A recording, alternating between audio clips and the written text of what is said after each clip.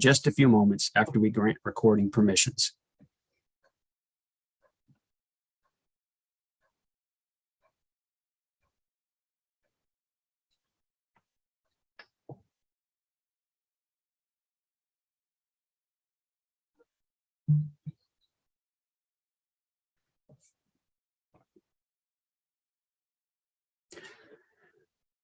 Okay, I believe all permissions for recording have been granted. If you requested permissions in the chat, you should now be able to record. If you still need permissions granted, please leave us another message in the chat. Dr. Vanderhoff, we will now hand it over to you to begin today's press conference. Well, good afternoon, and thank you for joining us today. I'm Dr. Bruce Vanderhoff, Director of the Ohio Department of Health. Before I get to the main topic of this news conference today, I wanted to take a moment to remind everyone that given the high heat and humidity in the forecast this week, everyone needs to take extra steps over the next few days to reduce the risks of heat exhaustion or heat stroke.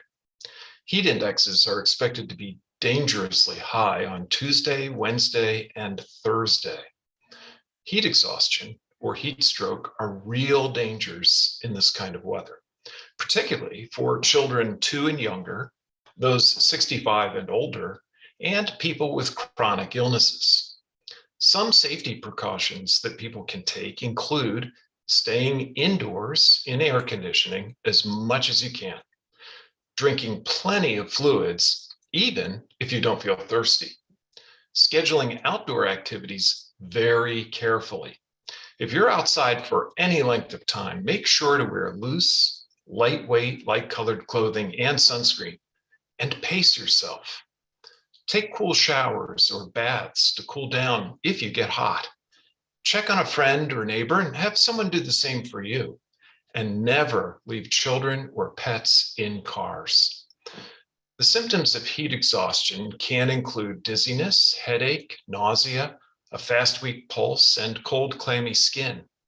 If you experience such symptoms, move to a cool place, loosen your clothes, sip water, and apply cold cloths. If your symptoms persist or worsen, please seek medical help right away. Now I want to shift to a topic we've been hearing more about in the national news, monkeypox. The Ohio Department of Health has identified a probable case of monkeypox infection in an adult male residing in Ohio based on preliminary testing at the Ohio Department of Health's laboratory. Confirmatory monkeypox testing at the U.S. Centers for Disease Control and Prevention is currently pending. What I want to emphasize strongly at the outset is that monkeypox does not spread easily between people, and so the risk to Ohioans generally is very low. This disease is not like COVID-19, which, as we know, can be spread easily from person to person through the air over several feet in space. In contrast, monkeypox spreads between people primarily through direct contact with infectious sores, scabs, or body fluids. It also can be spread by respiratory secretions during prolonged face-to-face contact. Monkeypox, for example, can spread during intimate contact between people, including during sex, as well as activities like kissing, cuddling, or touching parts of the body with monkeypox sores. The Ohio Department of Health is working very closely with the CDC, relevant local public health authorities, and the affected patient's healthcare providers to ensure appropriate care for the patient. The case patient remains isolated and is following recommendations from public health and their medical providers. To protect the resident's privacy, the Ohio Department of Health will not be providing further details about this patient. Now, the Ohio Department of Health strongly recommends that anyone who's experiencing symptoms of an unexplained rash, including lesions on any part of the body, contact a health provider as soon as possible. People who are feeling ill should, of course, stay home unless seeking medical care. Monkeypox is a viral illness that typically begins with flu-like symptoms and swelling of the lymph nodes, progressing then to a rash. However, cases recently identified across the country appear less likely to have the initial constitutional symptoms of flu-like illness or lymph node swelling before the rash, which may look like pimples or blisters and may also stay contained to a particular part of the body. Now, it's important to note that anyone can get monkeypox, even though most cases associated with the investigation in the United States have occurred among men who have sex with men. To date, the CDC has confirmed 49 cases in the United States. Worldwide, there have been nearly 1,500 cases confirmed, but no deaths reported. So again, while we do have a probable case of monkeypox here in Ohio, it's important to note that because the disease is not easily transmitted, there is very little risk to the general public. Thank you, and we now have time for questions. Ken? Thank you, Dr. Vanderhoff. Our first question is from Joe Ingles, Ohio Public Radio and Television. Good afternoon.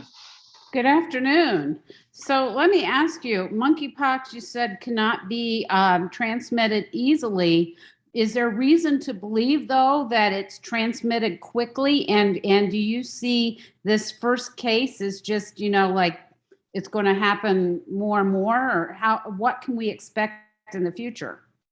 Well, what we know very well about monkeypox is that, as I said, it's not easily transmitted. It requires very close contact between two individuals for the spread to occur. In terms of what we can expect heading into the future, well, there are a lot of ifs in terms of what we can expect. Certainly, our public health efforts nationwide and worldwide are aiming to isolate all the cases that we can find in an effort to contain and limit the spread of monkeypox between people. So we'll have to wait and see about how that effort proceeds. But there are two very important components to that effort. First is people being aware of the risk of monkeypox and the medical community being aware and knowledgeable about the potential risk of monkeypox and looking for it when they are examining people who present with the potential rash or other signs or symptoms of monkeypox. To that end, a great deal of education has been undertaken both nationally and here in the state of Ohio. And we feel very confident that the medical community is well prepared and well able to look for the condition and do appropriate testing when necessary. Okay, our next question is from Justin Dennis with Mahoning Matters. Dr. Vanderhoff, thanks for talking with us. Is there any indication how this person contracted the illness, any recent travel, or anything that might suggest how this happened?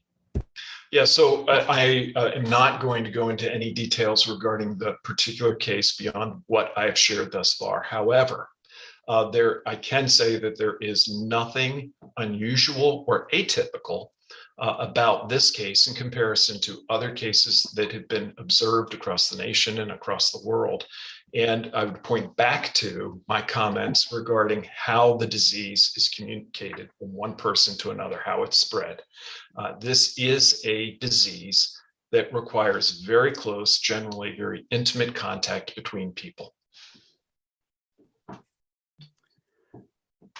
Okay, our next question comes from Samantha Hendrickson of the Associated Press.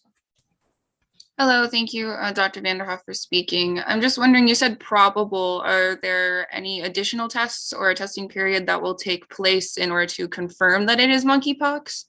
Yes. So thus far, the Ohio Department of Health's laboratory has conducted a test for the orthopox family of viruses that this virus falls into. The confirmatory, very specific PCR test for monkeypox is in fact performed by the CDC. And that is the test that we're waiting for in terms of confirmation. So this is now classified as a probable case, and we are awaiting confirmation from the CDC laboratory before we would call it a confirmed case.